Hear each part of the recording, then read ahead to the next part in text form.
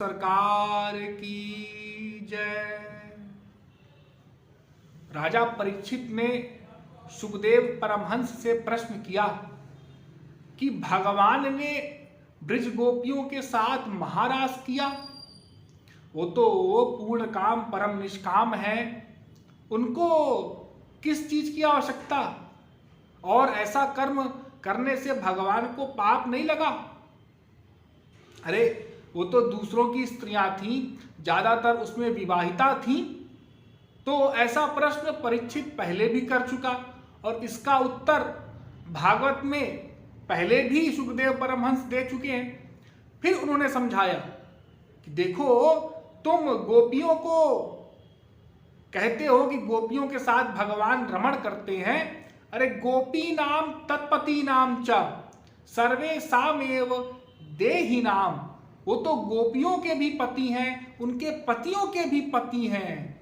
योन्तश्चरति कर्माध्यक्ष क्रीडने देवभाग, तुम उनको क्या समझते हो? तो परब्रह्म है, और फिर जो वो सबके भीतर बैठे हैं, प्रत्येक जीव के साथ रहते हैं हृदय में, उसके विषय में क्या कहोगे? वो तो प्रत्येक जीव की आत्मा है, उनको अलग कर सकोगे क्या? ऐसा प्रश्न करते हो।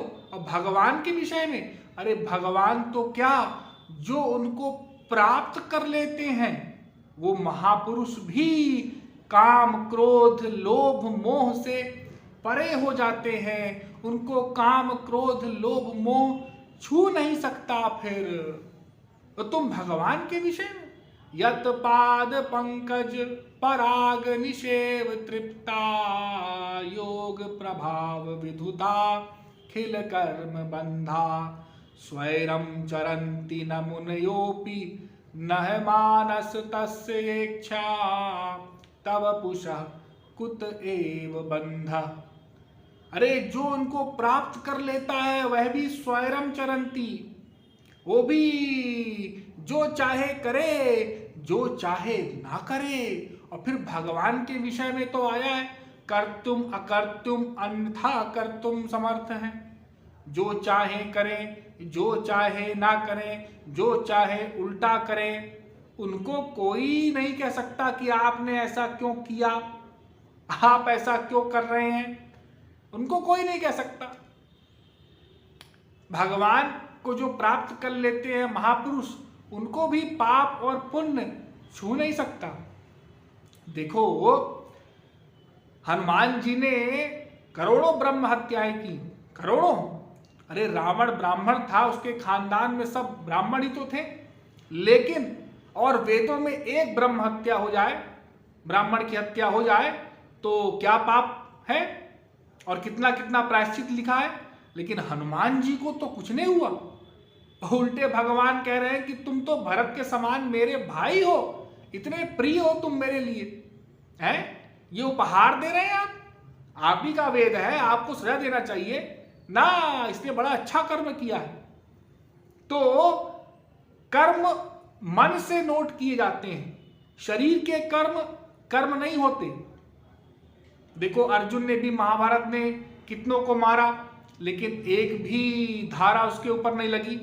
हाँ, उल्टा भगवान मुस्कुरा रहे हैं, अर्जुन की तारीफ कर रहे हैं। ये इसलिए क्योंकि उनका मन भगवान में है। नहीं समझे आप लोग?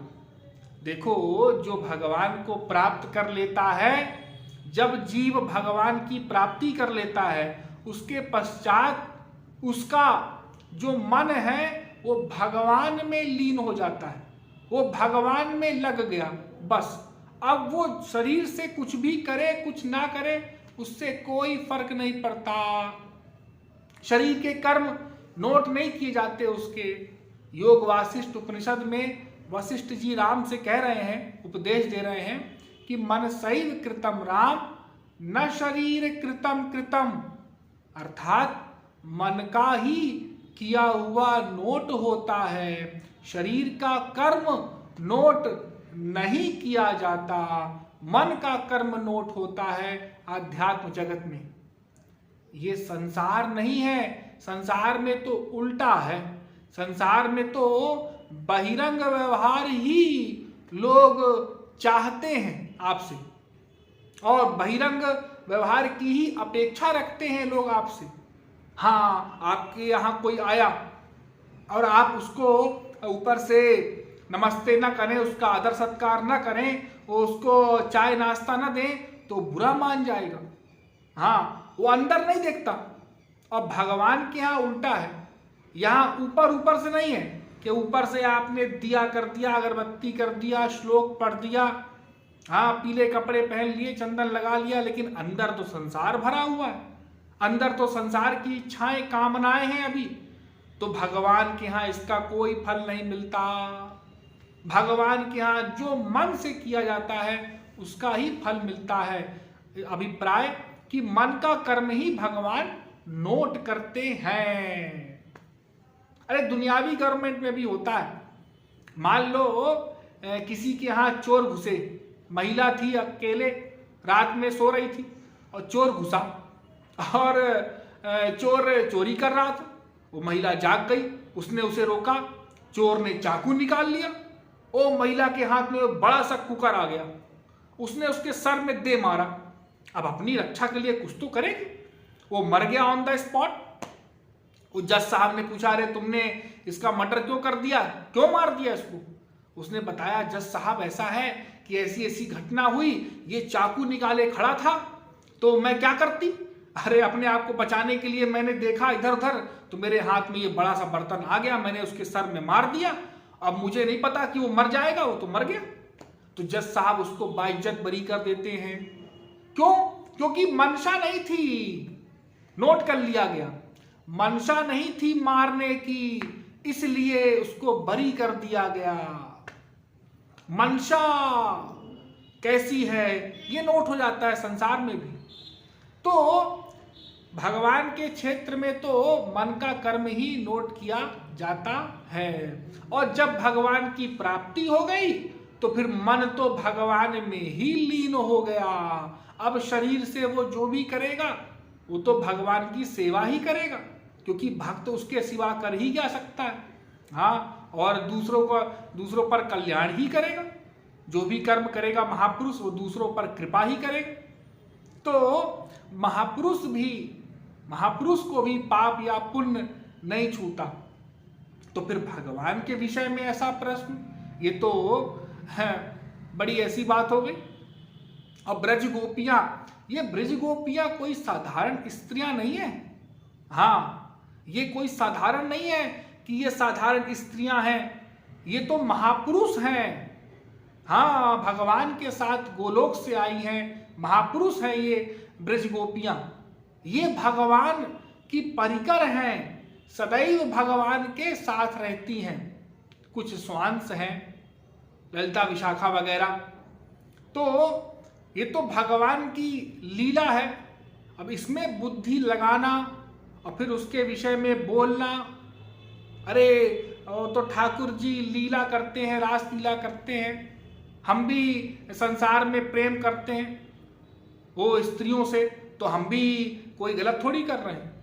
इस प्रकार से भगवान की उपमा देना अपने गलत कर्म के लिए, ये कहाँ की ठीक बात। अरे ब्रह्मा जी, सृष्टिकर्ता ब्रह्मा, वो कहता है कि मैं ये ब्रज गोपियों की चरण धूल चाहता हूं, चरण धूल मांग रहा है कि इनकी चरण धूल मिल जाए तो मैं धन्य हो जाऊं। अहो भाग्यम अहो भाग्यम नंद गोप ब्रजौक साम यनमिंदम परमानंदम पूर्णम ब्रह्म सनातनम।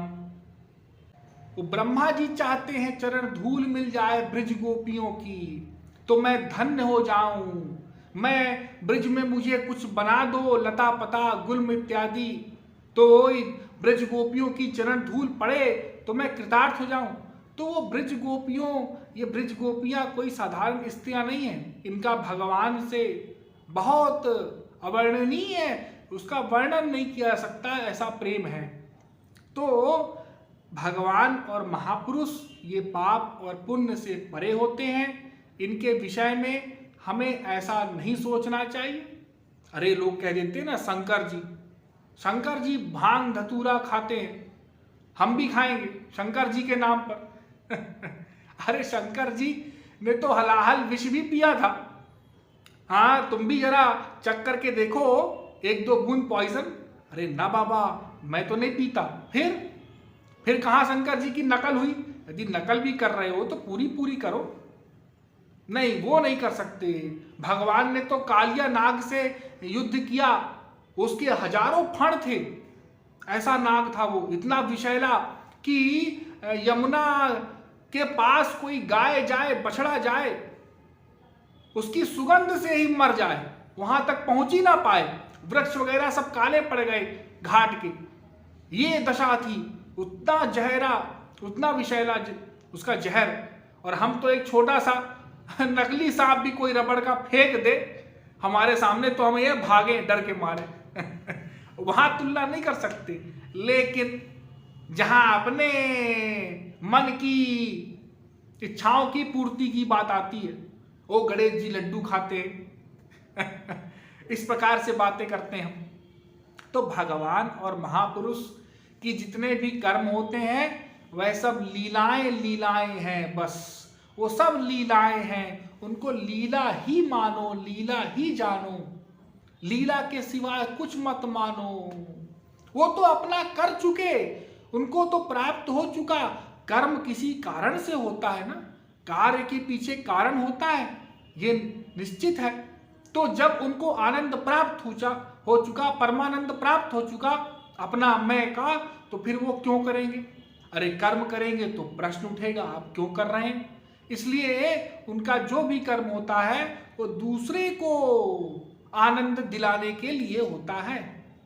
जैसे आप लोग पूड़ी बनाते हैं, हाँ, तो तेल होता है, तेल चढ़ाते हैं कढ़ाई में, हाँ, तो तेल जब चढ़ाते हैं तो वो बोलता है, जब वो पकता है तेल, पट पट पट पट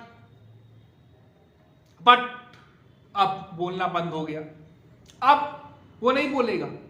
लेकिन जैसे आप डालते हैं पूड़ी, फिर बोला, अब क्यों बोला? अब तो पक चुका।